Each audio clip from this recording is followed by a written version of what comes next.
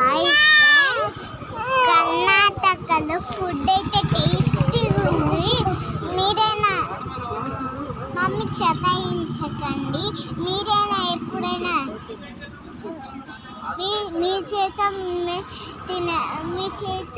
తినండి. నా చేతితో నేను తింటా. మీరు మమ్మీకి సతాయించకుండా తినండి. లైక్ చేసి సబ్స్క్రైబ్ చేయండి. Bye bye.